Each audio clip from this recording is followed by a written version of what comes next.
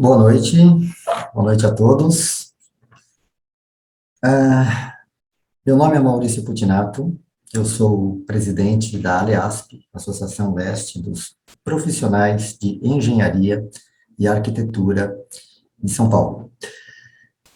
Continuando nosso ciclo de palestras, hoje nós iremos apresentar uma palestra que será feita pela nossa colega, engenheira Mara Cardoso Machado.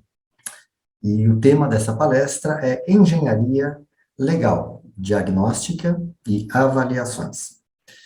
A palestra deve levar em torno de uns 50 a 60 minutos, e no final faremos mais alguns minutos para que sejam respondidas as perguntas que forem feitas por vocês. E então, para isso, eu peço que as perguntas sejam feitas pelo chat, e no final, a nossa palestrante vai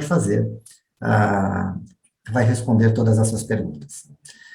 Agora, eu vou pedir para vocês assistirem um breve vídeo institucional da ALEASP, que completou 25 anos no ano passado, ano de 2020. E esse vídeo deve levar uns 3 minutos e logo em seguida nós retornaremos para o início da nossa palestra. Até mais.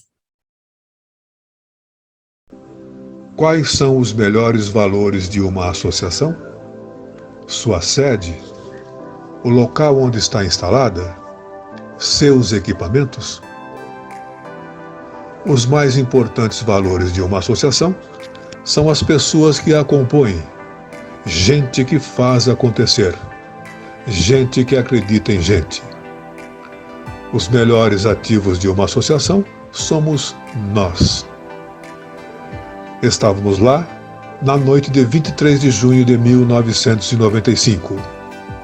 Colocamos o marco que hoje é nossa ALEASP, a Associação Leste dos Profissionais de Engenharia e Arquitetura da cidade de São Paulo. Nasceu sob testemunho de 13 pioneiros visionários, com o firme propósito de ser grande, porque os mais obstinados estavam lá. Acreditaram e entenderam a necessidade de lutarem unidos, almejando melhores condições para exercerem as suas profissões e atingir um objetivo comum. Sim, atingimos a marca dos 25 anos de história.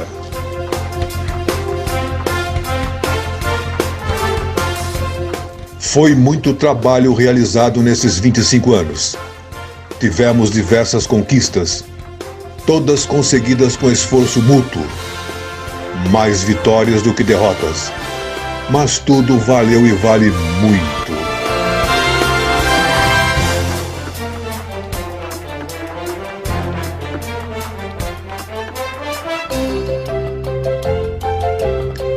Nosso crescimento profissional e pessoal está intimamente ligado à nossa associação ALEASP. Mantemos e iremos manter nossa cultura de congregar e valorizar profissionais que primam pela ética e responsabilidade no exercício de suas atribuições técnicas. 25 anos da ALEASP. Você é nosso protagonista e está escrevendo essa história conosco.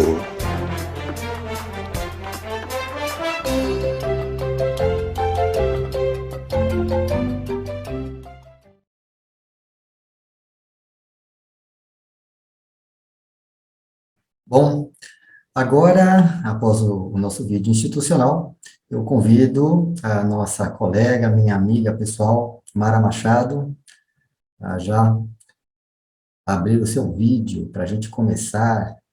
Olá, como vai, Mara? Tudo bem?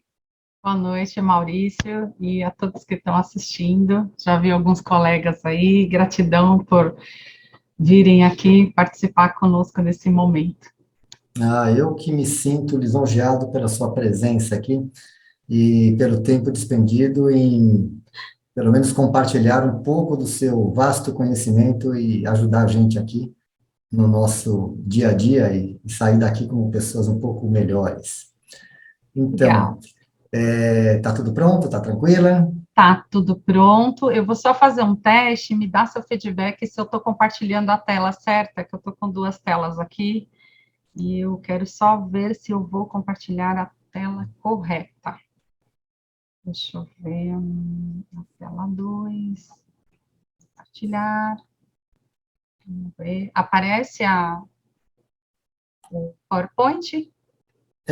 Não, está aparecendo uma tela do seu computador, provavelmente do seu computador, da turminha do Scooby-Doo aqui. Ah, é de lei. Agora sim, acabou de entrar. O Scooby-Doo ele saiu, Ele saiu infelizmente. e voltou. Estava tão Deixa, bacana, pensei que ia ser um. tá, deixa eu só ver, então, eu vou só compartilhar a outra tela, porque eu já percebi que, deixa eu ver aqui, que na hora de compartilhar, ele vai mostrar, não a tela 2, deixa eu ver, tela 1, tela 2, vamos ver. Agora tá vendo? Sim, está Vamos ver, ó. aparecendo a Eu só palestra de para ver se individual fica a diagnóstico. tela cheia. Aparece Agora está aí? com a tela cheia. Legal, legal.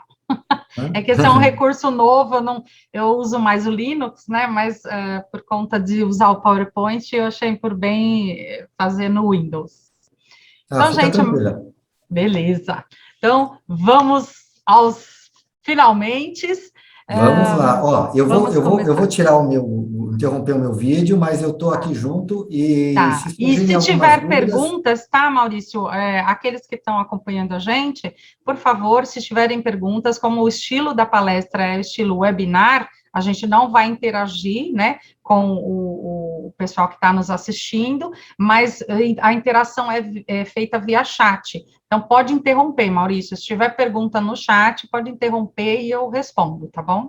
você prefere assim? Eu Então, prefiro perfeito. assim, Então, porque aí vai no tempo, porque às vezes passou a pergunta, eu prefiro a gente vai caminhando juntos. então tá bom, gente. Ó, quem estiver aí como participante, fiquem à vontade. Aquilo que eu disse, cancela tudo, tá? As perguntas vocês continuam fazendo no chat e eu vou fazendo para a nossa palestrante. Ok, gente? Perfeito. Então, uma boa palestra para todos. Eu estou aqui, a mesma coisa, só vou interromper o vídeo, tá bem? Um abraço Tá para você. ótimo. Boa palestra, Obrigada. Mara. Tchau. Obrigada, gente. Obrigada, Maurício. Pessoal, fico feliz de estar aqui no ambiente técnico, conversando com vocês, né? É um bate-papo, vou falar um pouquinho sobre a engenharia legal, que é uma das áreas que eu sou especialista e atuo, né, como engenheira civil no momento, tá? Essa palestra é Engenharia Legal, Diagnóstica e Avaliações, carinhosamente a ELDA, tá? Então, eu a chamo dessa forma já tem algum tempo, porque eu peguei as siglas da letra. Esse é o meu currículo, vou ser breve.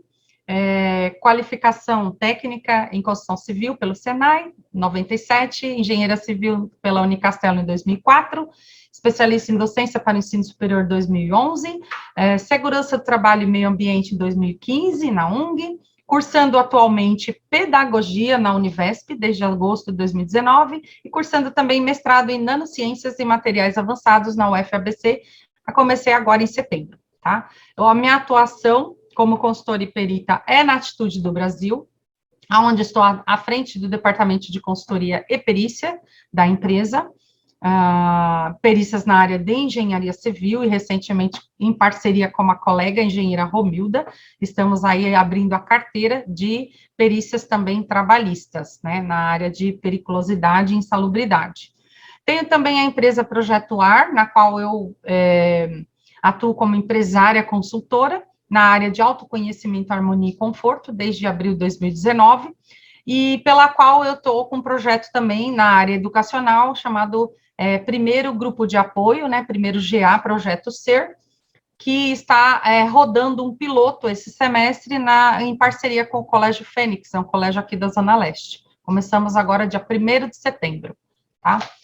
Atuação voluntária no CREA, hoje eu sou inspetora especial junto à CAF do CREA da UGI Leste, do Tatuapé, tá? Com mandato provavelmente até dezembro de 2023. Atuei como professora desde 2008 e a 11 na UNG, na Universidade de Guarulhos.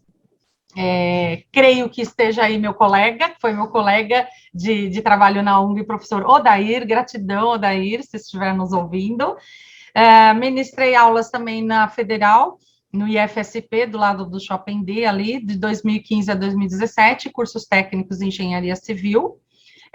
Na engenharia civil, na Anhanguera do Belenzinho, 2017 a 2018, e estou à frente aí de um projeto que ainda não está lançado, está um pouco adiado por conta de muitos trabalhos, ao mesmo tempo, que é como reitora da plataforma de ensino à distância Tempo de Estudos, que é uma plataforma que a gente vem trabalhando no projeto dela desde agosto de 2020, tá? Como voluntário, atuo na CM São Paulo, né, nos escoteiros, como chefe do ramo Lobinho, os pequenininhos, de 6,5 a 10 anos e meio, e essas são as minhas atuações no momento. Engenharia legal é um ramo da engenharia que atua na interface técnico-legal, envolvendo avaliações e toda espécie de perícias técnicas relativas a procedimentos, tanto em fase judicial quanto extrajudiciais, tá? E daí eu tiro a sigla de ELDA. Nos ramos da engenharia legal, a gente tem esses dois principais ramos, que é a diagnóstica e a avaliações, tá? Então, na diagnóstica, eu trago o conceito de diagnosticar o estado de uso e conservação, diagnosticar o estado de uso e conservação das edificações e auxiliar as manutenções preventivas e corretivas. Na engenharia de avaliações, avaliar o justo valor de mercado de um bem ou uma propriedade. Os ramos da engenharia legal, na diagnóstica, nós temos vários formatos de atendimento. Podemos fazer a vistoria, a inspeção, a auditoria, perícia e consultoria. Na engenharia de avaliações, o orçamento, custo, preço e valor. Podemos ter trabalhos mistos, tá? A gente está até com um trabalho que nós estamos atendendo no escritório em fase judicial, no litoral, em São Vicente, de um cliente que entrou com a diagnóstica, né, com o processo, mostrando que o imóvel estava deteriorado e tal, cabe uma indenização, então a gente está na fase, né, acabamos de entregar um parecer técnico há 2 semanas atrás, de orçamento, de custo, precificação para reforma, manutenção desse imóvel. Então, nada impede que a diagnóstica e a avaliação sejam mistas, tá? Sejam feitas juntas no mesmo trabalho. As fases de assistência técnica, como eu disse, é fase extrajudicial e judicial. Tudo que é extrajudicial é que ainda não entrou em processo. A judicial, a gente tem os processos na justiça comum e tem também, hoje, os processos na justiça particular, que seria a mediação e a arbitragem, tá? Mas eu vou falar um pouquinho mais para frente sobre isso depois. Na parte das formas de atuação do profissional habilitado, tá? Nós podemos atuar como assistentes técnicos, né, como assistentes da parte, do autor ou réu na ação, e como perito do juiz. Quando eu comecei a fazer perícias, né, aqui pelo escritório, em 2005, eu comecei pela Defensoria Pública, com aquelas perícias, né, que pagam um honorário baixinho, né, porque eu estava aprendendo, e eu fazia muito memorial de uso capião. Então, em alguns fóruns, eu acabei me inscrevendo e atuando como perita do juiz, mas foi por um curto período. Eu me identifiquei mais na parte como assistente técnica da parte, né? Então, hoje é a posição de consultoria e assessoria que nós oferecemos aqui na empresa, como assistentes da parte, ou do réu ou do autor da ação, em fase, seja judicial ou extrajudicial, né? Perito do juiz só em fase judicial. Papel do especialista, tá? Eu coloquei essa imagem aqui de propósito, essas 3 cabecinhas aqui, né? Solucionador de problemas com conhecimento técnico e ou científico. Por quê? Nós nos valemos também da ciência, de alguns ensaios, né? para corroborar algumas situações, né? Então, a gente tem aqui a primeira cabeça com uma pergunta, né? A gente sempre vai fazer uma pergunta, vai atender uma demanda, aí a gente ouve a história do cliente, da sua parte, a gente processa essa história dentro de nós e a gente vê se faz sentido ou não ser assistente técnico daquela parte. Tá? Então, às vezes a gente tem uma luz, uma eureka, opa, né? Eu chamo isso de montar o escopo estratégico de trabalho, que ouvindo a história, pensando na história do cliente, a gente viabiliza os cenários, as possibilidades que a gente vai poder atender essa pessoa. São meios de provas, isso é legal, tá? A testemunha, perícia, meio de atuação do profissional habilitado, né? Tem que estar habilitado para ser assistente da parte ou perito, e a confissão. Então, a nossa atuação é a atuação aqui, no meio, na parte da perícia, né? Então, a testemunha tem um valor, né? A confissão tem o seu valor também, e quando não há nenhuma desses meios de prova, é chamado a perícia, né, pelo perito ou pelo assistente técnico, tá? É onde nós nos encaixamos aí no rol de trabalhos ofertados.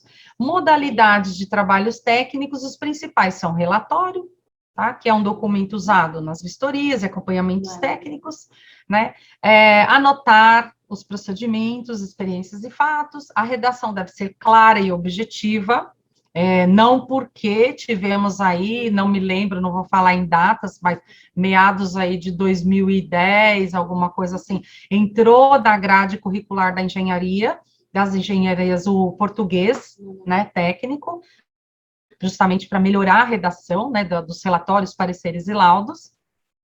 Deve ter uma organização para que possa ser analisada, utilizada por outros profissionais. Então, a redação técnica, ela tem que ser sempre clara, objetiva, relatando os fatos de forma cronológica, que permita a um leigo ler e entender, até um leigo ler e entender, né? Porque quando a gente é assistente técnico ou do perito do juiz, nós estamos produzindo uma peça técnica que vai ser observada e analisada por pessoal não técnico, que seriam os advogados e os juízes.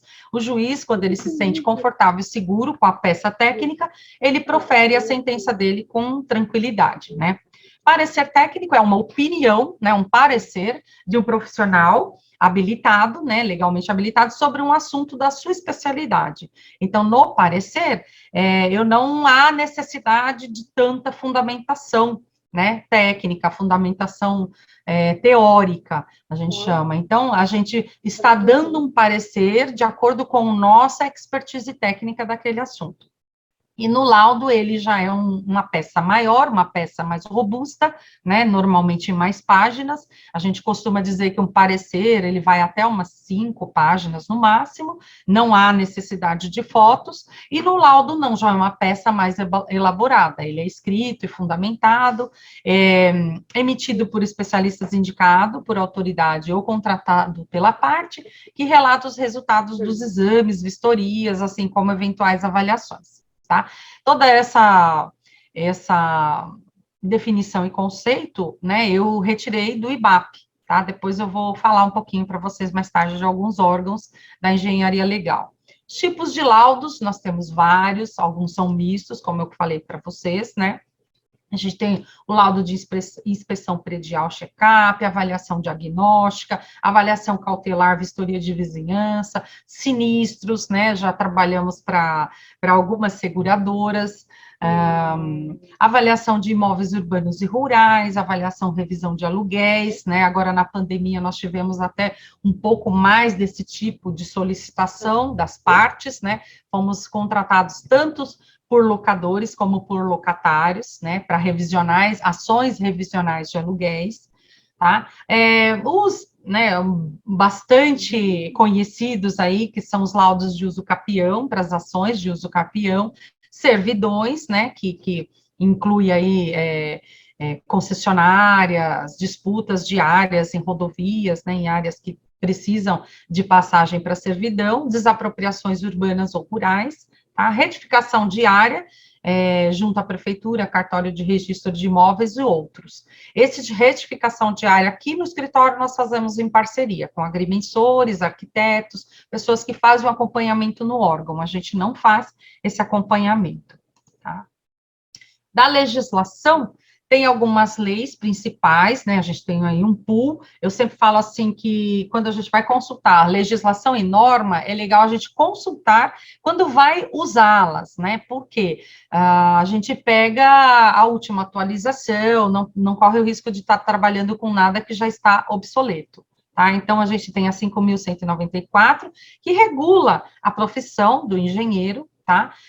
Do Código de Processo Civil, né, o CPC, a gente tem o artigo 33, fala de honorários, o artigo 145 da qualificação técnica, né, descobrimento da verdade, juiz será assistido por perito, 421, 425 quesitos, né, é uma das modalidades de assistência técnica que a gente faz, 433 prazo do laudo, 429 trabalho pericial. Tá? Essas são as legislações assim que regulamentam mais essa parte da assistência técnica, tanto para o perito, para o assistente, né, e tanto fase judicial quanto extra. Algumas normas, tá? Eu também citei algumas, mas assim, há que se observar, né? Cada trabalho que a gente faz uma nova pesquisa, tá? Sempre oriento assim. Tanto que a gente não tem norma baixada aqui, a gente procura trabalhar com a norma quando ela precisa, vai ser usada, né? 13.752, perícia de engenharia na construção civil. Muito conhecida é a avaliação de bens, procedimentos gerais, imóveis urbanos e rurais, que é a 14.653, parte 1, 2, 3, né? E as normas do IBAP, né? Que eu consulto bastante as normas do IBAP, né? Norma de vistoria de vizinhança, procedimentos básicos executivos, norma de inspeção predial, eles têm também a norma de avaliação, né, de imóveis deles, baseada na norma da NBR, eles também fizeram a norma deles, né, então é bastante consultável, né, então são algumas normas, mas tem N outras normas que depende de cada caso, né. Outros tipos de atuação, tá, nós temos atuações, como eu falei para vocês, como assistentes ou peritos, né, em fase judicial. Hoje, o que acontece? Todo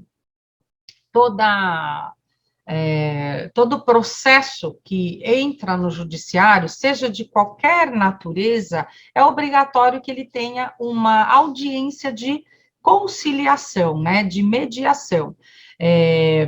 O mediador, ele é uma pessoa, né, aqui, a legislação de mediação, conciliação e arbitragem, inclusive, tem crescido bastante no Brasil. Por quê? Porque o rito comum da justiça pública, ele não dá conta, né, hoje, de atender o número de processos. Então, quem fez a defensoria, a gente chegava lá, tinha pilhas de processo, né, e era só de uso capião, e você imagina no fórum comum, né, a quantidade de processos que tem de N situações, e muitas delas envolvendo desacordos na área de engenharia civil, de segurança do trabalho, né, então, a segurança do trabalho é específica na justiça do trabalho, nos fóruns trabalhistas, mas as outras demandas, as outras lides, elas acabam sendo tratadas nos fóruns comuns, né? E por conta disso, e entre outros, né, de volumes de processo, as pessoas do judiciário começaram a criar essa metodologia, esse conceito que já tem aí, eu, pelo menos, tenho conhecimento disso há pelo menos uns 10 anos aí, que vem vindo forte. Isso. E aí, esse meio alternativo, ele surge como uma opção de chegar-se a um acordo antes de chegar ao juiz. Putinato, se você apareceu, é porque tem pergunta. Exatamente. Eu não só estava esperando você terminar o assunto. Temos uma dúvida aqui, e eu vou acrescentar mais um item aqui. A dúvida é da Raquel Felício. Ela tem duas dúvidas, mas é o seguinte, ela pergunta quem que paga o mediador. Quem é que vai pagar o mediador? E eu acrescento mais um item nessa pergunta dela. Quem paga o trabalho do perito também? Como é feito esse pagamento? Em que momento que acontece esse pagamento aí? Seja do perito ou seja do mediador? Tá. Vamos lá. A mediação hoje, tá? Ela tem algumas modalidades. Tem a mediação feita direto no fórum, tá? Que são voluntários. Atualmente eles não recebem honorário para isso, tá? Então são algumas pessoas do judiciário que têm cargos e funções no judiciário e acabam atuando como voluntários, né? Advogados que precisam estagiar, pessoal, tem o Sejusc, acho que é a Sejusc, não lembro se é essa sigla, tá? Cada fórum, ele tem esse Sejusc, que é um órgão dentro dele que atende gratuitamente as pessoas. Então, esse Sejusc, eu fiz o curso de mediação e conciliação, até no Sejusc do Fórum de São Miguel.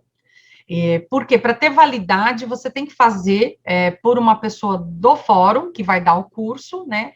Na época, o curso era gratuito, elas falaram que teria uma época que ele começaria a ser cobrado, né? E a gente teria que estagiar X horas no fórum, acompanhando todo tipo de ação. Eu tive a oportunidade de acompanhar duas, que era da Vara da Família, referente à pensão alimentar e pensão alimentar e pensão em dinheiro.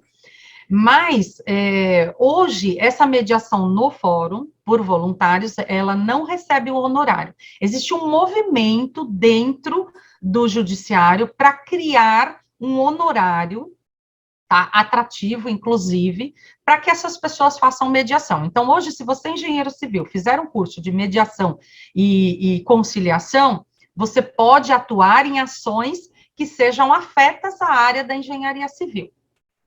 Se for no fórum, é de forma voluntária, tá? Mas estão se criando câmaras de mediação, conciliação e arbitragem. No Instituto de Engenharia tem uma, no IBAP tem uma, tá? E aí é se cobrado um honorário das partes que vão usar, tá? Eu acredito que exista uma tabela, tá? Quem perguntou mesmo foi a Raquel, né? Raquel Felício. Raquel Felício. Raquel, tem uma tabela, tá? Eu não tenho essa tabela aqui comigo, eu não faço uso, porque eu não faço mediação e conciliação, nem arbitragem, mas o que se sabe é assim, se cobra um valor, tá? Nós temos hoje a Câmara Paulista de Arbitragem, eu já fiz trabalhos para um advogado aqui, que é um dos escritórios que a gente atende, e ele optou, né, a pessoa opta pela justiça particular, em que ela está ciente que ela vai pagar o mediador e conciliador ou o árbitro, e é estimado um valor. Então, nesse caso, quem paga são as partes que vão usufruir desse momento. O que a gente fala é assim, na mediação e na conciliação, o mediador ou o conciliador, nós somos orientados, né, eu me incluo porque eu fiz o curso, e eu trago isso aqui para a minha vida profissional, né, orientados a que as partes, por isso que eu selecionei essa imagenzinha bonitinha do hominho verde no meio, né, que é o conciliador ou mediador, ele tem que ser neutro, isento, imparcial, ele auxilia as partes a encontrarem uma solução juntas. Então, a solução que vai ser dada para o caso vai ser encontrada pelas partes. Então, o mediador e conciliador, ele tem que fazer o trabalho dele, conduzindo a conversa de forma que a solução venha dos próprios envolvidos, tá? Então, quando você opta por isso no particular, nas câmaras de mediação, e eu fui fazer o curso justamente para instalar aqui no nosso escritório, na nossa empresa, uma câmara de mediação e conciliação e arbitragem. Tá? Mas aí eu mudei um pouco de ideia por outras questões profissionais, e aí a gente sabe hoje que o Instituto de Engenharia tem, o IBAP tem, não lembro se o CREA estava criando alguma, mas eu lembro que tinha um órgão aí que estava criando uma. Então, e temos a Câmara Paulista de Mediação e Arbitragem. tá? Que muitos advogados, no contrato deles, né, inclusive até na nossa ART, tem um itemzinho no final que se aquele trabalho é específico para ações de mediação e arbitragem, né? Então, hoje, quem paga são as partes, tá? O perito, Ok. tá? O perito, agora indo para a segunda parte da pergunta, o perito, normalmente, ele é pago pelas partes. Então, o perito, ele é nomeado pelo juiz, tá? E vamos supor, um caso que a gente acompanhou há pouco tempo, o perito arbitrou os honorários dele, estimou os honorários dele em R$ 8.000, então ele apresenta isso no processo, nos autos do processo, né? Ele peticiona esses honorários, vai ficar lá nos autos. As partes concordando, se manifestando em ok, ele inicia os trabalhos periciais dele. E, normalmente, o honorário do perito fica atrelado à evolução do processo. Ele pode pedir um adiantamento de custas de até 30%, tá? Para iniciar os trabalhos. Mas é praxe que ele seja. As partes depositam 50% do valor, então, no caso, quem entrou com a ação e quem é o réu na ação deposita R$ 4.000 na conta do fórum, existe uma conta, e aí o fórum, quando esse processo finalizar, ele libera, né, o juiz libera os honorários do perito. Então, isso fica lá depositado, demora o tempo que for, fica correndo juros e correção monetária. Quando o processo se encerra, o juiz autoriza o perito a sacar o valor. Né? Tem que ter hoje uma conta no Banco do Brasil, é específico, só se recebe pelo Banco do Brasil, e aí essa conta, você vai no fórum, lá você pode sacar, ou você pode pedir para transferir. Tem um banquinho lá dentro do Banco do Brasil, um postinho, você pede para transferir para sua conta. Tá? Então, a remuneração do perito é feita dessa forma. O assistente da parte, não. O assistente da parte, ele estima o trabalho dele, que é o que nós fazemos hoje, e nós negociamos direto com a parte. Então, eu falo, olha, para acompanhar esse processo, nessa fase eu te cobro tanto. Né? Então, aqui a gente chama de assistência técnica. Então, a nossa assistência técnica, ela tem um rito. Então, eu posso dar assistência técnica inicial, que seria com quesitos, né? Ou fazer um laudo para iniciar uma ação. E aí a gente precifica isso. E a gente combina com a parte. Não ficamos atrelados ao andamento do processo. Tá? Espero ter respondido, Maurício. Você já respondeu, tá? Muito obrigado, Mara. Pode Imagina. prosseguir. Obrigada. Então, gente, esse código do CPC, o artigo 334, que fala hoje sobre conciliação ou mediação, né, ele é obrigatório hoje. Todas as ações que entram no judiciário têm antes a audiência de mediação e conciliação, para que se chegue a um acordo, tá? Sem necessidade de ir parar no juiz. Então, se as partes conseguirem abrir um canal de comunicação e o mediador, o conciliador tem que ser muito diligente e hábil nesse sentido, né, de conseguir esse canal de comunicação, conseguir que eles cheguem a um acordo razoável para ambos. A gente fala que a justiça está na mão deles, na mediação e na conciliação.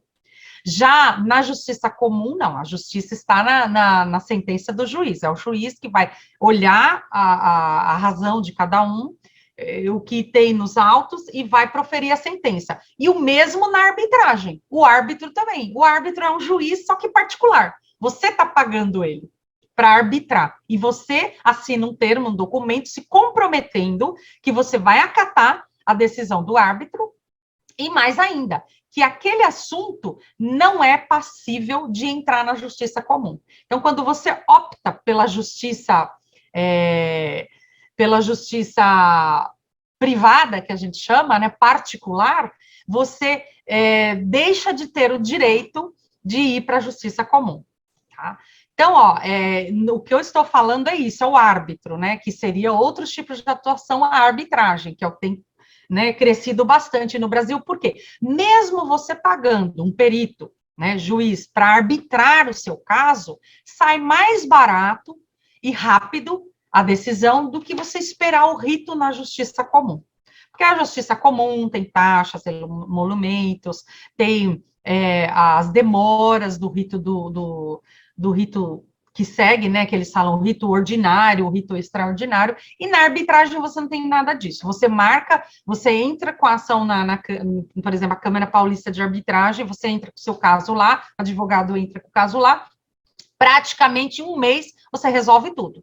Ele vai olhar as partes, pedir para falar com as partes, depois vai marcar o dia da audiência, aí ele vai pedir um tempo para pensar e ele já dá a sentença. Então, é muito rápido. Fazendo conta, dependendo do caso, compensa bastante, tá? Tem vários advogados que a gente atende aqui que eles fazem uso dessas câmaras de arbitragem, né? Que é um meio de solução de conflitos, onde as partes concordam em acatar a sentença proferida por um árbitro, que a gente chama justiça particular, né? Então, não tem quem opta pela arbitragem, é importante, né, destacar isso, não tem direito a recorrer na justiça comum pública, tá? A lei da arbitragem, nós como engenheiros civis, nós podemos ser árbitros nos assuntos de engenharia, tá? A lei que rege, né, hoje a arbitragem é a 9.307, que é uma lei de 96, veja como é antiga, né, essa lei. E ela consta nessa nossa RT, só que as pessoas não, desculpa, cliquei aqui sem querer, só que as pessoas não prestam atenção nisso, né, ela consta, ó, esse campinho aqui, eu tirei esse recorte da nossa RT, ó, apresente a RT, tá pequenininho, eu vou ler para vocês, tá? Apresente a RT visa resolver conflitos ou litígios originados do contrato por meio de arbitragem, conforme a lei número 9.307 de 96. Então, se visa, você tem que informar aí no campo da RT, tá? Só que a gente, no dia a dia, né, é tão corriqueiro, às vezes, preencher a RT, a gente até nem presta atenção, né? Só clica não, e aí muita gente, às vezes, não lê, não sabe que aquele campo ali é sobre isso, né? E a lei de baixo é sobre acessibilidade, né? Veja bem, a gente tem a norma, a BNT 9050 de acessibilidade, que é mais atual, mas a nossa RT, ela já fala de acessibilidade com esse decreto aqui, ó, desde 2004, com o decreto 5.296. Tá? Então, já declara a aplicabilidade das regras de acessibilidade previstas nas normas técnicas da BNT, nesse trabalho que você está realizando. Então, a gente tem essas duas perguntinhas no final da RT, tá? Que são perguntas que a primeira fala já da arbitragem e a segunda fala da acessibilidade. Bom. E aí, nós temos as ordens profissionais, né, para peritos e consultores, gente. Deixa eu só ver aqui como é que eu estou de hora. Eu estou bem, nós vamos acabar antes do tempo, tá? Mutinato. As ordens profissionais para consultores e peritos, eu citei algumas aqui. Dentre as principais, a gente tem o Instituto de Engenharia, tá? Eu esqueci também, gente, de falar do CAL e do Conselho dos Técnicos, tá? Eles têm as câmaras também de mediação e arbitragem. Eu acho que eu entrei no site, eu cheguei a ver lá. Tá? Instituto de Engenharia, ele é muito antiga, né? Aliás, foi onde eu fiz o meu primeiro curso, assim, para entrar na área de consultoria e perícia, né? E o Instituto Brasileiro de Avaliações e Perícias, que é o IBAP, que ele tem até uma tabelinha referência de honorários. Então, assim, aqueles que se interessam em atuar como consultores e peritos, né, eu recomendo que entre no site do IBAP e verifique as normas, legislações, tem cursos também, né? Esse conselho, o CONPEG, é o Conselho Nacional de Peritos Judiciais da República Federativa do Brasil. Então, se você quer ser perito judicial, entra no site do CONPEG, né? Ele tem, se eu não me engano, a sede dele é bem forte, assim, para cursos e tudo, é no Rio de Janeiro, tá? E eles têm, assim, uma organização muito boa, né? Então, quem for querer atuar como perito do juiz, lembrando sempre que o perito do juiz ou o árbitro vai estar analisando as questões por dois vieses, né? Eles têm que olhar para uma parte e olhar para outra, tá? Então, se você opta por ser assistente da parte, não, você vai olhar apenas a questão do lado do seu cliente, sempre, claro, fundamentado na honestidade técnica, também, inclusive, as boas práticas, e nas normas e legislações, né? Não é possível a gente defender o cliente sem um bom embasamento técnico, tá? Outra questão, eu coloco aqui algumas bibliografias que eu uso, que eu gosto, tá? Então, assim, eu gosto muito desse manual prático de direito das construções. Professor José Ficker, eu coloco ele sempre como começo, porque ele é uma lenda viva na área da perícias e avaliações de engenharia. Ele tem publicação de vários livros e atua até hoje, né? Embora ele esteja assim já bastante experiente, vamos dizer assim, né? Mas ele atua até hoje. O curso dele é bem de início mesmo, é um curso para você saber os ritos do processo todo, né? Porque os processos têm um rito. Essa semana foi muito interessante, a gente atendeu uma cliente, e sempre quando uma pessoa é processada ou vai processar, ela fica muito nervosa, porque ela não conhece os ritos, né? E eles ficam preocupados com a questão, puxa, quanto eu vou gastar? Né? Então, aí eu expliquei para ela os ritos, que é bem simples, né? A pessoa entra com o processo, a outra parte tem que se defender, né?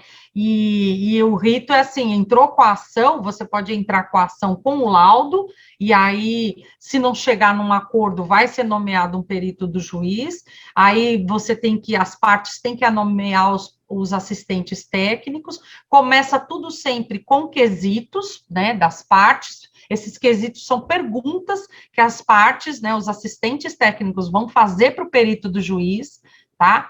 E aí, se você concordar com o laudo do perito do juiz, se for favorável à sua parte, ok, tá tudo certo. Se não for favorável na íntegra ou em partes, você pode entrar com parecer técnico ou com laudo. O parecer técnico pode ser de contestação total ou parcial, né? Se for só um detalhe que você não concorde, né? Por exemplo, na ação que eu citei para vocês em São Vicente, que é o caso aí que a gente está cuidando desde 2017, o laudo da perita favoreceu a nossa parte, né? O nosso assistido em partes.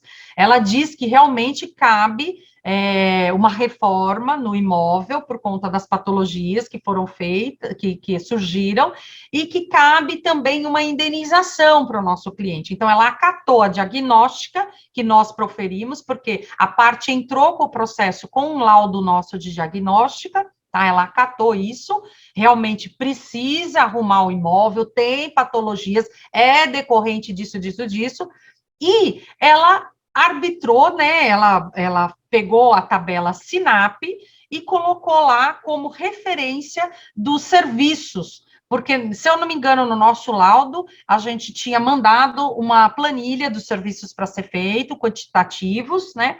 E ela colocou preço em cima disso, do valor a ser feito. Então, ela estimou 40 mil reais para a nossa parte, para fazer a reforma do imóvel.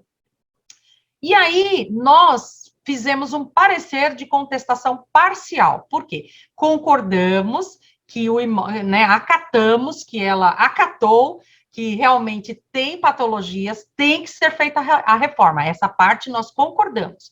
Aí, a parte do valor, nós não concordamos. Por quê? Os serviços são reformas de pequeno porte, né? Imóvel particular, de uso residencial, unifamiliar, portanto, trata-se de um imóvel de pequeno porte, não há como se aplicar a tabela SINAP para a contratação dos serviços. Você tem que trazer os profissionais do mercado para orçar, empresas especialistas em pequenas reformas residenciais. E foi o que nós fizemos, ganhamos um tempo aí no processo, fizemos uma assistência técnica aí, vejam bem como ficou legal. Eu estou usando esse case justamente para mostrar a diagnóstica casada com a avaliação. a assistente aqui do escritório procurou empresas no local, no município do processo, né, da reforma. Essas empresas, nós tínhamos um projeto, um croquis, uma planilha de quantitativos, né, de orçamento e serviços. Essas empresas foram lá, fizeram o orçamento, tivemos 4 orçamentos, uma empresa não pôde fazer vistoria, usamos só 3 orçamentos das empresas que conseguiram vistoriar o imóvel, e chegamos numa indenização, eu creio, na casa de 215 mil, tá? Porque o imóvel tem que ser todo reformado. Então, fizemos o nosso parecer técnico de contestação parcial em cima disso, tá? E está lá aguardando agora a manifestação das partes, né? Aí o juiz vai olhar e ver. Então, nessa fundamentação no parecer, nós colocamos, não precisamos chegar a fazer um laudo ou um contralaudo, né? Que seria falar assim, o laudo do perito do juiz não prestou para nada, vamos produzir o nosso laudo, que seria um contralaudo. Então, não precisamos fazer isso, a gente fez um parecer técnico de contestação parcial, contestando esse valor e explicando que não é possível aplicar a tabela SINAP, ela é uma tabela de licitação para grandes obras, grandes volumes de serviço, ali a gente tem 2 banheiros para reformar, né, 3 quartos, então né, não é cabível, não é aplicável essa tabela. Tá? Então, é nesse sentido, gente, o professor Ficker, ele dá um curso, né, e alguns outros, para você entender esse rito, como se portar durante o processo, o que oferecer para as partes que precisam de assistência técnica, né? Tem esse curso básico de engenharia, que também uso bastante, é da PINE, o Normas Técnicas de Engenharia Diagnóstica de Edificações, que é do engenheiro Tito Lívio, também é muito legal. Mas, assim, gente, esses são alguns que eu tenho na minha prateleira, tem N outros livros, tá? Algumas edições novas também. Inspeção total, né? Inspeção predial total também do Tito Lívio, eu uso muito para ver etapas de reparo, manutenção preventiva corretiva, tá? Então, isso são coisas que eu uso bastante. E, no mais, gente, eu espero ter atendido aí algumas expectativas, né? Deixo aqui o meu contato, tá? Para vocês. Se tiver alguma dúvida, eu fui professora até 2018, né? Pretendo aí voltar em algum momento da minha atuação profissional a dar aulas, mas aqueles que me conhecem sabem que eu sou uma pessoa bastante acessível e eu compartilho o conhecimento, então fico aí à disposição se tiverem mais dúvidas, né, após a palestra também. Já temos aqui algumas dúvidas, viu, Mara? Já temos Opa, aqui. vamos lá, bora responder pergunta. Temos até um pequeno debate aqui no nosso bate-papo Opa, aqui, aí sim. a turminha aqui. Vou falar a dúvida do Bruno. Eu vou ler exatamente o que ele disse, né? Parece que ele já trabalha na área e está com uma dificuldade aqui. Ele coloca assim, ó. Como um engenheiro, após 10 anos em avaliações, pode cair na graça de um juiz? Pois após 2 anos de defensorias públicas, nunca fui chamado. Então, eu acredito que ele tem bastante interesse em prosseguir, né, com os trabalhos, mas olha, ele parece que não está conseguindo eu não sei se eu cair vou nas animar, graças do juiz, como ele mesmo disse. Eu não sei se eu vou animar ou desanimar ele, tá? Mas, assim, eu fui perita do juiz em alguns fóruns, né? Eu fui no João Mendes, que é muito concorrido, eu fui em Cotia. E aí eu fui convidada para ser perita do juiz no litoral, eu acho que era Mongaguá e Itanhaém, mas eu acabei não aceitando o convite. O pessoal do fórum me ligou, me insistiu bastante para eu ir lá, e eu acabei não aceitando, declinei, tá? Bruno, eu vou te falar como cair nas graças do juiz. Eu não caí na graça do juiz, eu passei bastante vergonha, porque quando eu entrei na área, eu não tinha ninguém para me indicar, porque todo mundo que eu conhecia, ninguém era perito. Então, eu peguei o rito, pus embaixo do braço, fui no fórum, na cara de pau, pedi para falar com o juiz, paguei muito mico na época, porque existe um jargão na área, né, pericial, judicial, de excelência para cá, doutor, doutora para lá, então é muito normal nos tratarmos assim, né, Não, durante as diligências e o trabalho pericial, seja perito ou assistente da parte. Mas, na época, eu não tinha ninguém, eu fui sozinha na cara e na coragem. Então, assim, acabei chegando no momento, em Cotia, eu não sei se isso serve como dica, tá? Em Cotia, tinha acabado de sair um concurso público e o juiz tinha sido trocado, então tinha entrado um juiz novo, e ele não tinha ainda o time de peritos formados. Então, fui lá, me apresentei, né, através da indicação de um colega, assim, que estava trocando, né, ele falou, olha, acho que o Fórum de Cotia talvez vai abrir para fazer, como eu trabalhava no DR na época, eu estava na região, eu fui lá e me informei, dei sorte, assim, né. Existe uma praxe também, Bruno, de realmente contar com pessoas que tenham parentesco com o juiz. Por quê? Um colega que seja engenheiro, que seja parente de um juiz, ele não pode atuar, porque existe um termo que a gente assina, que a gente não tem parentesco, nem, existe um termo, eu vou falar, mas não sei se é o correto, tá? Nem colateral, nem lateral de 3 gerações.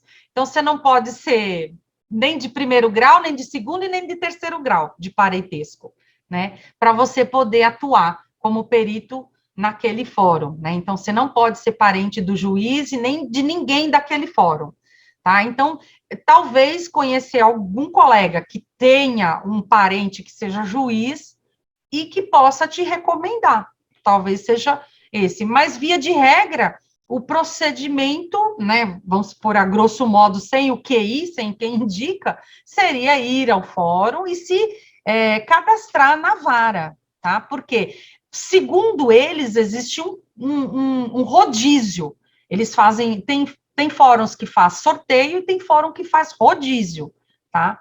Mas aí precisa ter, você tem que pagar um pouco de mico, tem que ir lá conversar com Vossa Excelência, se colocar à disposição, levar um currículo, falar o que você já fez ou não fez nessa área, né? E mostrar e deixar seu currículo lá. Tá? Eu Mara, passei então, muita vergonha, então já te adianto. Então, como eu falei para vocês, tinha gerado até um debate aqui no chat, é justamente a Michela Mendonça, ela recomendou o Bruno também realmente levar um currículo e deixar lá no fórum, né? Deixar nas varas Sim, para sim. poder ser. E o Bruno respondeu que eu já tinha deixado e nunca Mas não tinha acontecido chamam, né? nada. Não tem E, jeito. e a Michela falou, não, mas eu depois de um ano já fui chamada. Então você vê que Então, realmente ela teve mais sucesso do que o Bruno. Bruno, Eu não sei olha, o meu motivo, filho, né? vamos lá, vamos fazer uma vibração positiva aí para, né, para esses caminhos se abrirem. Eu não sei, acho que o Bruno não deu Mas muita sorte, hoje, não. os fóruns, eles têm tido essa postura, eles realmente olham, tá? A questão vai de uns. Eu estou desde 2005, né? Já um pouquinho mais de 15 anos e tal. Mas, assim, eles, se você deixar, eles vão minimamente te chamar. Dá uma olhada se o teu currículo tá bom, se está realmente mostrando, porque normalmente o que os juízes querem, tá, Bruno?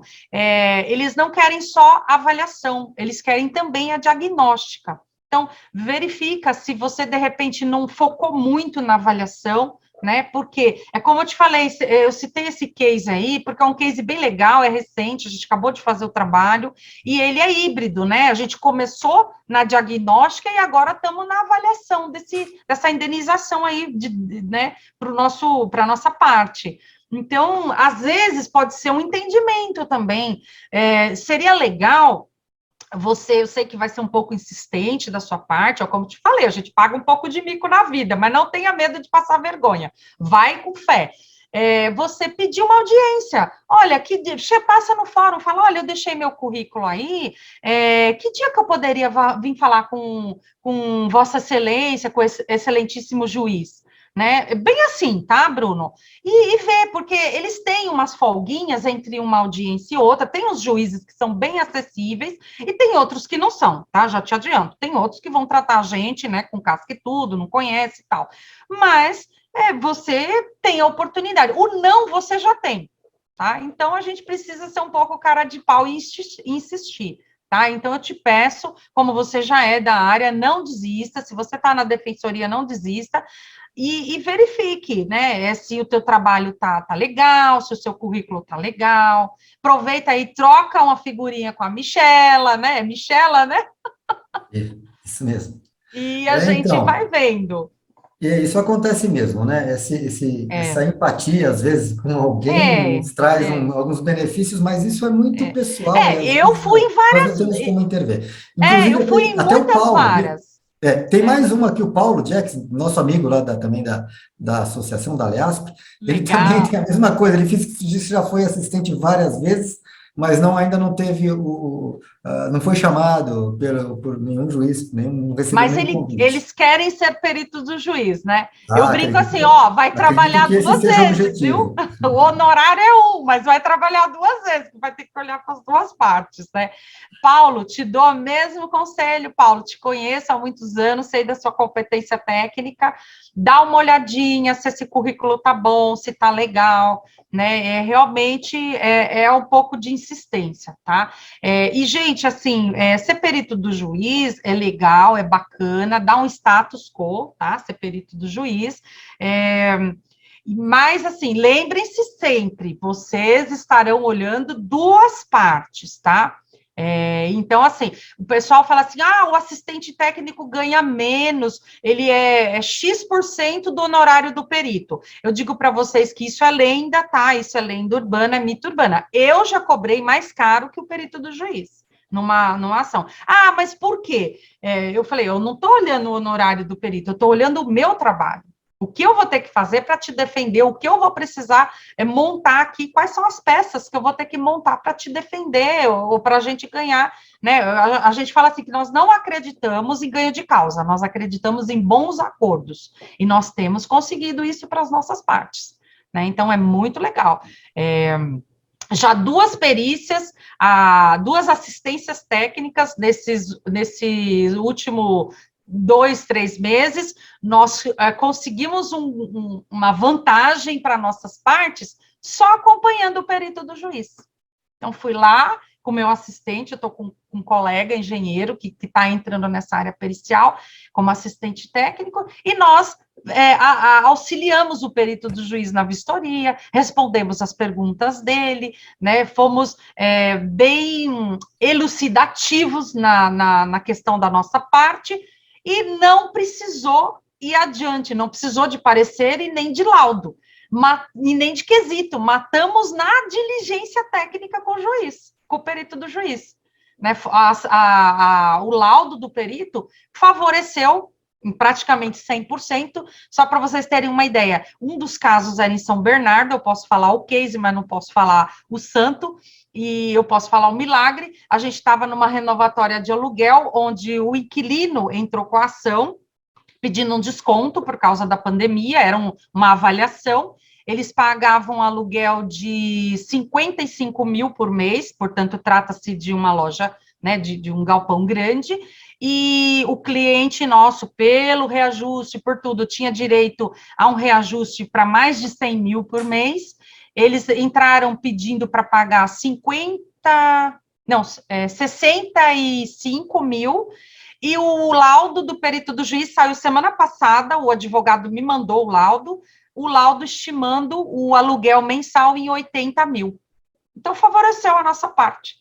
Né? Ainda estamos estudando se cabe impugnar o perito do juiz por algumas questões que eu vi no laudo que não seguem assim a norma, que talvez a gente possa impugnar se favorecer a nossa parte, mas a priori nossa parte teve sucesso, porque o inquilino queria pagar 65 e já o perito já fez a avaliação em 80 mil reais o aluguel.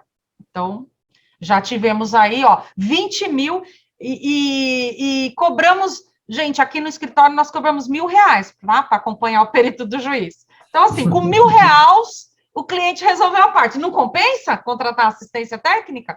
Oxe, se compensa. É bom, hein? Muito bom. Tem mais uma pergunta, mas também tem aqui do professor engenheiro Odair, né, de Oliveira. Ele também está te parabenizando, né, pela palestra aqui, tá? Já está colocando aqui, isso aqui é só um comentário. Da mesma, como você acabou de dizer, falou, tem pessoas que preferem realmente serem assistentes do que serem, trabalhar com um juiz, né, com ser perito. É o caso da Raquel, que fez a primeira pergunta, ela acabou de colocar que ela prefiro ser assistente técnico. Ela vai receber antes, né, mesmo que não seja, Isso! de repente, o valor que o perito vai receber, ela recebe antes e o E juiz... vida que segue, né, Raquel? Eu sempre vai falo levar isso. anos aí para ela poder receber É, o valor, sabe? uma das coisas que desanima muito na área trabalhista é que, às vezes, o perito, e a área trabalhista é bastante complexa, tá, gente? Eu sempre falo que a engenharia de segurança do trabalho é a engenharia mais sofredora de todas as nossas modalidades de engenharia. Eles fazem a perícia e aí vão receber, às vezes, daqui 2, 3 anos depois, um honorário bastante humilde, tá? Não é um honorário assim que enche os olhos, não. Tá? Então, assim, exatamente por isso, Raquel, eu me sinto muito confortável como assistente da parte, eu negocio meus honorários com a parte, a gente, aqui no escritório, né, a gente fez esse procedimento de trabalhar pontualmente as assistências técnicas, é um procedimento que eu já estou trabalhando nele, acho que desde 2015, dessa forma, e é muito confortável para todo mundo, para o cliente, para nós. Eu não fico atrelada a andamento de processo de forma nenhuma no recebimento. Eu trabalho em parceria, né, inclusive o Putinato é um dos meus parceiros aqui, e é muito confortável para todo mundo. Então, a gente negocia os nossos honorários com a parte, a gente combina a forma de pagamento e vida que segue. Tá? Então, Exatamente. Raquel, você está na minha vibe, você já descobriu a mina.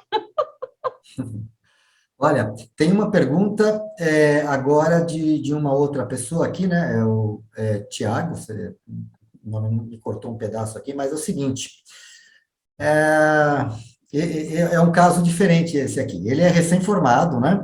E, Tá. e isso todos passamos por isso, né, Mara? Já se, né? Não teve aquele jeito, né? E ele pergunta exatamente: como saber se eu estou pronto tecnicamente para ser perito?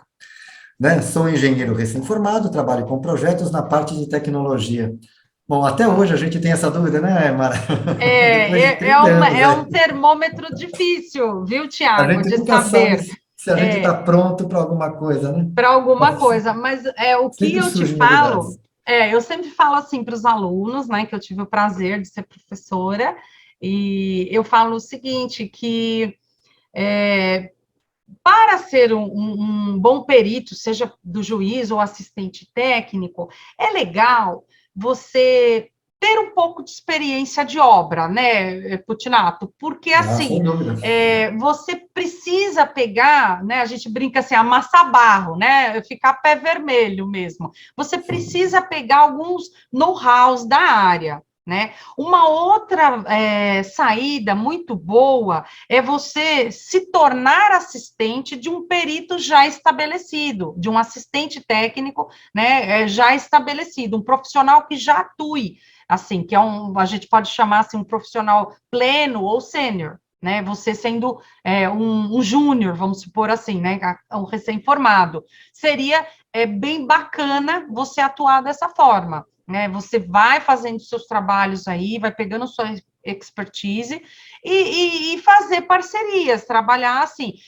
Na minha vida, eu me tornei perita porque, assim, a empresa mudou o perfil, né? Eu trabalho aqui já há 23 anos, na Atitude do Brasil, já passei por várias fases da empresa, já trabalhei de várias formas, e em 2004 para 2005, a empresa mudou o perfil, ela saiu de empreiteira, de construtora, para gestora.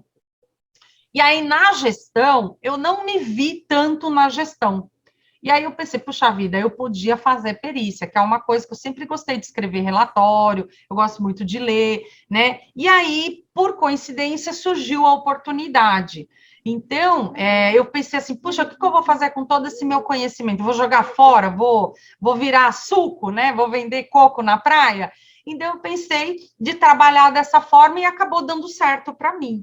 né? Então, eu já tinha aí uma estrada, né, que eu me formei como técnica em edificações, e desde então, desde que eu fiz Senai, eu atuo na área, então eu já tinha uma vivência de obra, de reforma. Então, assim, quando alguém fala alguma coisa, eu consigo ter a expertise para argumentar. Porque, assim, muitas coisas estão em norma e estão na legislação e na boa prática da engenharia, mas outras não estão descritas. Outras brota do profissional, da experiência do profissional. E essa experiência é que pode salvar você de cometer alguns equívocos. Porque, gente, eu falo assim, a área de consultoria e perícia é muito boa, eu adoro, mas, meu amigo, você escreveu, assinou e recolheu uma RT, você vai ser responsável por aquelas palavras por um bom tempo. Então, é muito bom você ter muita certeza do que você está assinando. Porque, inclusive, o engenheiro responde com o seu patrimônio pessoal se ele vir a ter um entendimento equivocado numa causa, gerar um prejuízo, a gente pode ser acionado civil e criminalmente, dependendo do caso. Né? Então, eu sempre falo assim, a assistência técnica, ela tem as suas ciladas, né? Então, um engenheiro experiente, ele pode te ajudar a você não cair nessas ciladas, né? Então, é nesse sentido, né, de saber o que pode e o que não pode, o que dá e o que não dá. Esse termômetro, ele é muito importante, né? Até criei esse ano, né, do ano passado para cá, foi no finalzinho do ano passado, eu criei uma prestação de serviços aqui chamada de ATP, Análise Técnica Preliminar, que é de baixa, média e alta complexidade, justamente para que a gente faça essa análise antes do cliente entrar com algum tipo de ação, né, no advogado, para a gente ver se é possível fundamentar o que o cliente quer. Porque muitas vezes o cliente, ele quer algumas coisas, e nós já passamos por isso, tenho certeza, Putinato e outros colegas aqui também já passaram por isso. Às vezes o cliente nos procura uma demanda e fala assim, não, porque ele fez isso, ele abalou minha casa, não sei o quê. Quando você chega lá, tecnicamente, você não consegue provar aquilo. Você não consegue embasar aquilo. Então, às vezes, se você não tiver um pouco de vivência, você pode achar que dá, e vai nessa pegada e chega lá, você chega num beco sem saída. Não tem mais o que fazer para ajudar esse cliente, aí você pode colocar à prova sua competência técnica. Né? Então, é bastante importante isso, é bastante importante a gente ter um pouco de experiência, tá, Tiago? De vivência na área da engenharia, civil principalmente, né? Trabalhar um pouco em obras de vários tipos de obras. Você falou que trabalha com projeto, eu não sei se você acompanha esses projetos, a instalação desses projetos. Então, assim, normalmente quem trabalha com projetos são pessoas que têm boa visão, né, tem um olhar refinado para olhar, bater o olho e ver que tem alguma coisa errada ali. Então, assim, uma maneira bastante legal de você afiar suas habilidades como engenheiro perito, seja do juiz ou assistente da parte, seria essa, você trabalhar para um outro perito experiente. Vou te dar um exemplo. Eu estou em treinamento com uma nova equipe, né, de parceiros que estão entrando na área de consultoria e perícia desde maio, né? E aí eu levei meu assistente nessa perícia, né? E aí eu deixei ele tomar ciência do caso. Aí eu falei assim, esse caso de São Vicente, minha assistente, eu falei para ela, Anne, me fala se fosse você a ter um valor desse, né, de indenização, 40 mil, para você reformar toda a sua casa. Me fala o que você responderia. Escreve lá no texto que a gente abre um documento de considerações, né, que são as estratégias do caso. Eu falei, escreve para mim lá o que você argumentaria. Quais seriam os seus argumentos? Técnicos, por favor. Ela escreveu muito próximo a isso que eu falei para vocês. Eu falei, Anne, é isso aí, você entendeu a pegada da coisa. Então, existem refinamentos, percepções sobre os casos que a gente precisa ter, tá? Então, é nesse sentido. Já outros, por exemplo, esses dias o meu vistor foi fazer uma vistoria, chegou lá no apartamento, tinha uma criança com suspeita de Covid, com recomendação médica, não podia fazer a vistoria lá, então, quando foi liberado, a gente foi. O proprietário do imóvel não deixou ele fotografar os ambientes. Ele fotografou teto e piso. Quando eu fui olhar as fotos, eu falei, meu Deus, o que aconteceu? E era uma vistoria fora de São Paulo. Ele falou, Mara, o proprietário não deixou eu tirar foto dos imóveis, dos ambientes do imóvel. Eu falei, pois é, você tinha que ter me ligado, porque a norma diz que a vistoria, um dos itens da vistoria é esse, a norma de avaliação e vistoria. É você ver os ambientes e a condição dos ambientes. Você poderia ter me ligado, eu te explicava, ou eu conversava com a pessoa, que a gente precisa da foto do ambiente, o que ela não quer que apareça na foto, ela explica, a gente anota, e depois a gente usa aquele que desfoca a imagem, né, ou põe uma tarja. Por exemplo, quando a gente tira uma foto, tem um carro e aparece a placa, a gente põe uma tarja ou desfoca a imagem, né, então... São coisas que você vai aprender no dia a dia, e todo dia tem uma novidade aqui, na parte de consultoria perícia, e seria muita pretensão da minha parte dizer que eu sei tudo, gente, eu acho que eu não sei nem 50%, eu ainda estou aprendendo, né, e tem coisas aí, então, importante a gente compartilhar isso, viu, meninos, se vocês que querem entrar aí na engenharia de assistência técnica, na engenharia legal, tenham por hábito falar com outros colegas, trocar figurinha mesmo, é importante, tá? Ótimo. Espero ter respondido. Nossa, Mara, você se prolongou. Inclusive, você já vai falando e vai respondendo algumas outras perguntas que vão surgindo, né? Perfeito. A mesma coisa, as pessoas mesmo aqui, a Raquel, ela já, inclusive, recomendou também para o Tiago, né? Falou, olha, você pode fazer um bom curso de perícias, o IBAP oferece muitos cursos. O Paulo também, o Paulo Jacques também, ele falou também, colocou que também, deixa eu encontrar aqui o que ele tinha recomendado fazer curso de patologia, atuando em laboratório tecnológico, é um outro meio de conseguir experiência nessa coisa. Exato. Agora, é aquilo que eu falei, o caminho das pedras, que o Bruno falou, tem que explicar o caminho das pedras, mas o caminho das pedras é particular de cada um. O caminho das pedras que eu posso ensinar, quem sou eu para ensinar, para que eu posso dizer que é uma coisa que eu aprendi, é trabalhar bastante, né? Então, é pisar uma coisa, é amassar concreto, é pisar no barro, é sair sujo da obra, sair com a mão, né? Esse tipo de coisa onde engrossa a pele, né, da mão, né? Fica o calo ali, esses calos que a gente vai adquirindo no decorrer da nossa vida profissional, eles criam calos, mas abrem portas, né? Então, essas portas vão se abrindo com as pessoas, de acordo com as pessoas que a gente vai tendo, os bons relacionamentos, os bons trabalhos, os erros e os acertos. Todos fazem parte desse nosso caminho que nos leva a nos tornar no futuro alguém um pouco menos ruim, né?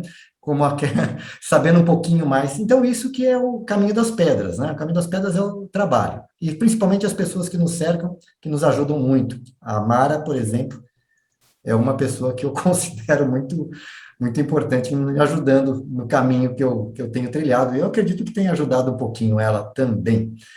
Deixa eu ver se tem mais alguma pergunta aqui, gente. Tem agora alguma coisa de excelentes respostas.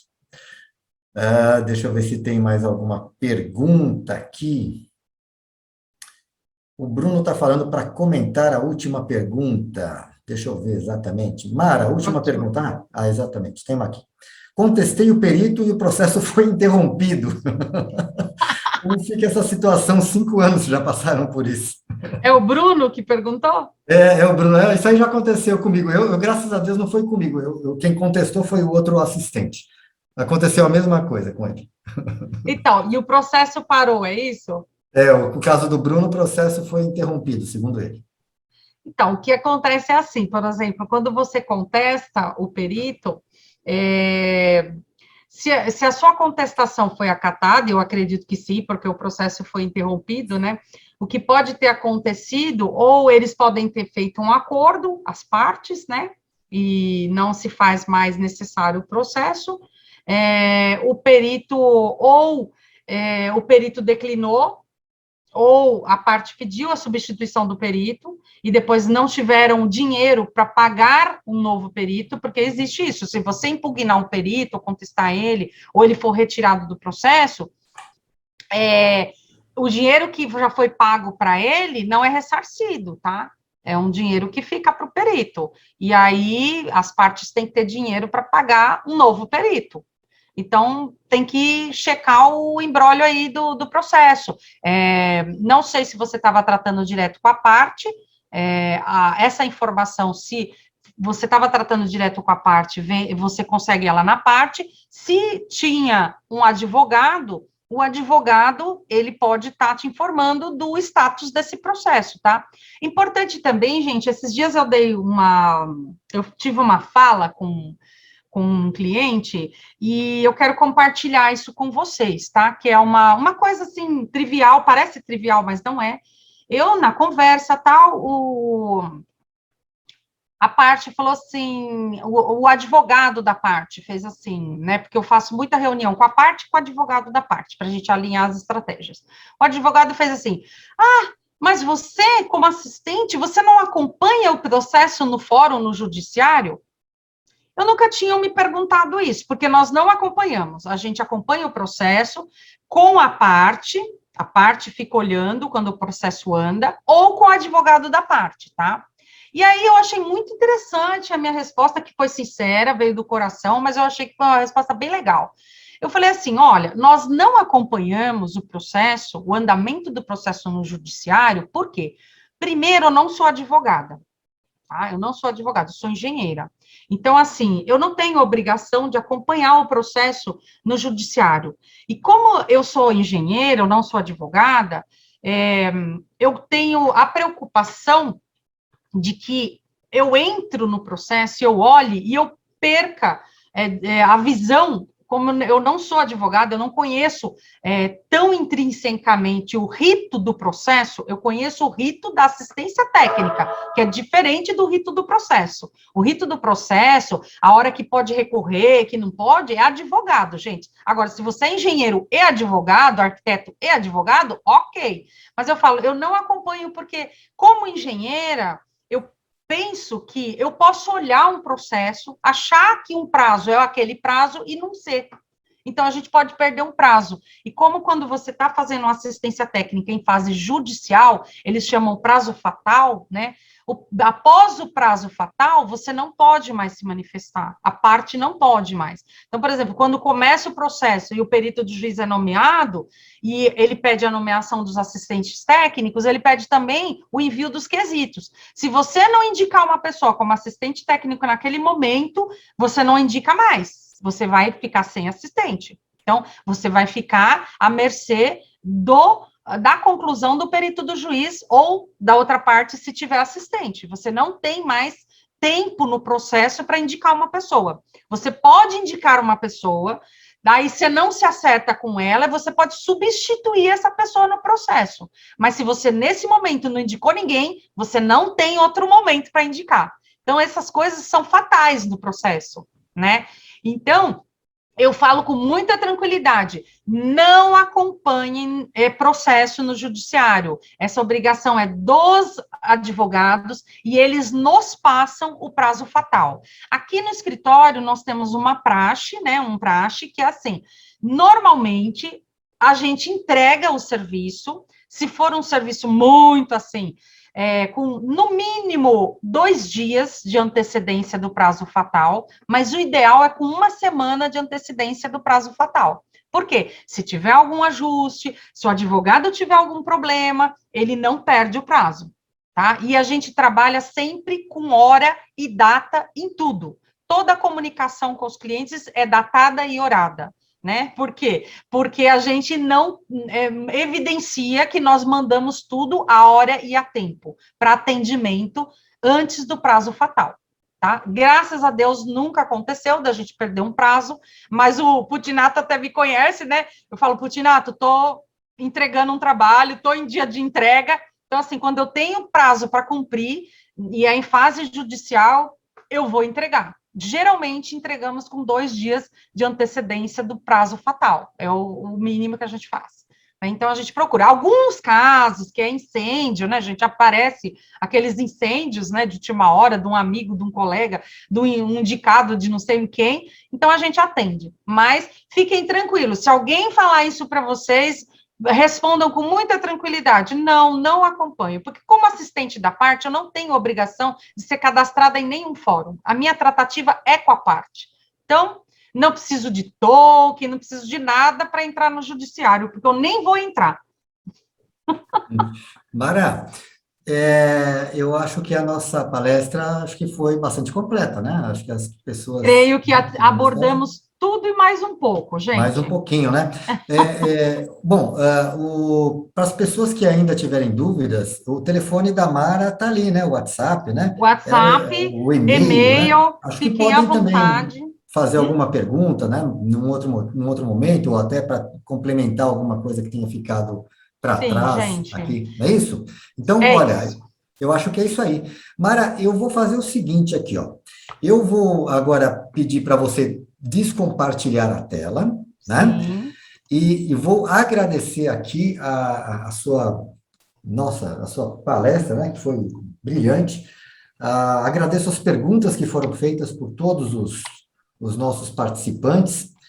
E convido vocês todos que participaram agora dessa palestra a participar das próximas. Nós estaremos agora em breve colocando outras palestras, diversos temas que são inerentes à parte de engenharia e também de outras habilidades, outras atividades que podem ser interessantes para o nosso dia a dia profissional.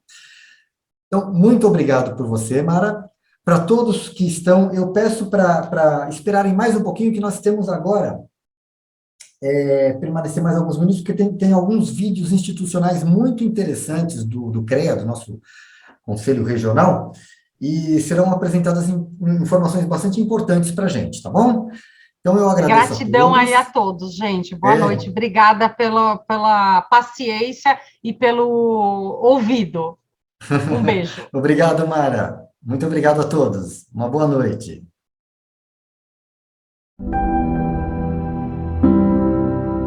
O que move um engenheiro?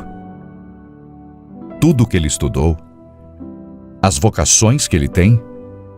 O que ele faz de diferente?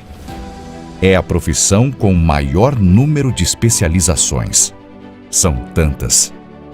É como poder escolher e ser o que quiser dentro da engenharia. Do desejo sonhado de criança ao encontro das verdadeiras aspirações. O engenheiro é desbravador por natureza. Tem muitos interesses. Estudou muitas disciplinas. Reúne em si mesmo várias habilidades e conhecimentos. Ciências, matemática, física, criatividade. E o olhar investigativo às novas descobertas. Dos rabiscos, o engenheiro começa o seu entendimento de projeto. Racional demais? Não.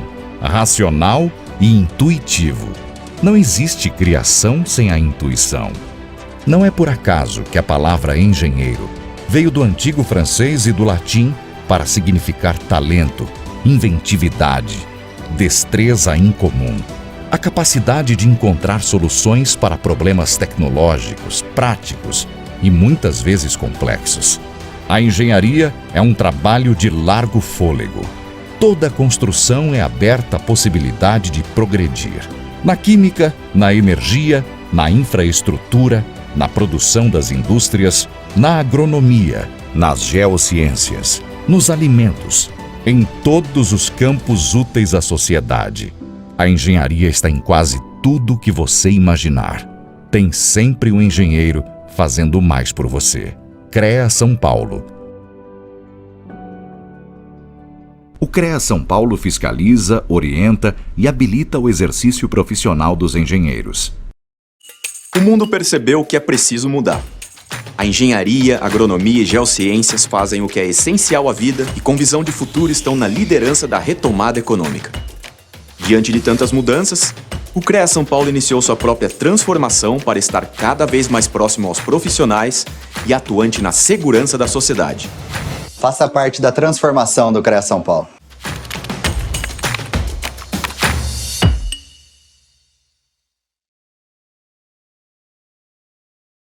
O que faz o CREA São Paulo? O CREA São Paulo é o Conselho Regional de Engenharia e Agronomia do Estado de São Paulo, uma autarquia federal e o maior conselho profissional da América Latina, ao lado das instituições de ensino que capacitam e das entidades de classe que defendem os direitos trabalhistas e promovem ações de valorização. O papel do Conselho é registrar, habilitar e fiscalizar o exercício de profissionais da engenharia, agronomia e geociências no âmbito paulista. Com isso, o CREA São Paulo impede que leigos ou indivíduos não habilitados exerçam atividades exclusivas de profissionais da área tecnológica, garantindo a segurança de toda a sociedade. CREA São Paulo.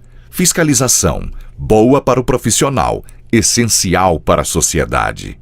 O plenário e as 8 câmaras do CREA São Paulo. Vamos conhecer um pouco mais sobre a estrutura e o funcionamento do CREA São Paulo. O Conselho é um órgão colegiado formado por um plenário com mais de 250 conselheiros, representantes de entidades de classe, instituições de ensino e sindicatos registrados no CREA São Paulo. Os conselheiros dividem-se em 8 câmaras especializadas. Existe a Câmara Especializada de Agronomia, Engenharia Civil, Engenharia Elétrica, Engenharia Mecânica e Metalúrgica, Engenharia Química, Engenharia de Agrimensura, Engenharia de Segurança do Trabalho e Geologia e Engenharia de Minas. Tanto as câmaras quanto o plenário reúnem-se mensalmente. Nessas reuniões é que os conselheiros julgam os diversos processos ligados à fiscalização, registro, atribuições profissionais, entre outros assuntos. Essa composição diversificada permite a ampla discussão do papel do Conselho em suas mais diferentes perspectivas. CREA São Paulo. Fiscalização. Boa para o profissional, essencial para a sociedade.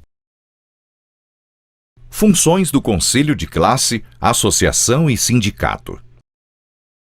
São comuns as dúvidas a respeito do papel de cada instituição na vida do profissional. Para ajudar os engenheiros, agrônomos, tecnólogos e profissionais das geociências, vamos falar quais as responsabilidades do Conselho de Classe, da Associação e do Sindicato. O Conselho de Classe, como o CREA São Paulo, é quem habilita o profissional e fiscaliza suas atividades em defesa da sociedade. A associação é responsável pela valorização profissional. É ela quem realiza palestras, cursos, eventos e atividades sociais de integração. E o sindicato é quem defende os interesses trabalhistas, como questões salariais. É graças ao Conselho de Classe, como o CREA São Paulo, que leigos são proibidos de realizar obras e serviços técnicos das áreas de engenharia, agronomia e geociências. Procure a entidade de classe de sua categoria ou região e siga o CREA São Paulo nas redes sociais. CREA São Paulo. Fiscalização. Boa para o profissional. Essencial para a sociedade. O que é o registro profissional? Engenheiros, agrônomos, geólogos, geógrafos, meteorologistas e tecnólogos em profissões da área tecnológica precisam estar registrados no CREA São Paulo para exercer suas atividades. O registro obrigatório por lei pode ser provisório para profissionais recém-formados e válido por 1 ano. Temporário para diplomados no exterior que têm contrato por tempo determinado no Brasil e definitivo para profissionais já diplomados. Para a emissão do registro é obrigatório que tanto a escola quanto o curso estejam cadastrados no CREA São Paulo. Sem a exigência do registro, qualquer um poderia executar obras e serviços que exigem autoconhecimento técnico, colocando a população em risco. CREA São Paulo. Fiscalização. Boa para o profissional, essencial para a sociedade. O que é a ART? A Anotação de Responsabilidade Técnica, ART, é um documento oficial emitido pelo CREA e indispensável para o exercício profissional da engenharia, agronomia e geociências. A ART certifica quem são os responsáveis pela execução de trabalhos das áreas tecnológicas. Para a segurança de todos, a ART garante que obras e projetos técnicos sejam conduzidos por profissionais habilitados. Além disso, a ART valoriza a atuação profissional, registra sua autoria, resguarda o contratante e o contratado e permite constituir o acervo técnico. Um histórico da atuação do profissional que tem grande valor no mercado de trabalho. A ART é essencial para a segurança de todos, principalmente da sociedade. CREA São Paulo. Fiscalização. Boa para o profissional, essencial para a sociedade. O que é certidão de acervo técnico? Acervo técnico é o conjunto de atividades técnicas desenvolvidas ao longo da vida do profissional. O acervo pertence sempre e exclusivamente ao profissional que registrou a anotação de responsabilidade técnica, a ART. A certidão de acervo técnico, conhecida como CAT, é o documento que certifica as atividades registradas no acervo técnico e comprova a experiência do profissional ao longo do exercício de suas realizações. A CAT é imprescindível para a participação em licitações e concursos públicos nas áreas da engenharia, agronomia e geociências. A solicitação da certidão de acervo técnico é feita online. Consulte no site do CREA São Paulo os documentos necessários. CREA São Paulo. Fiscalização. Boa para o profissional, essencial para a sociedade.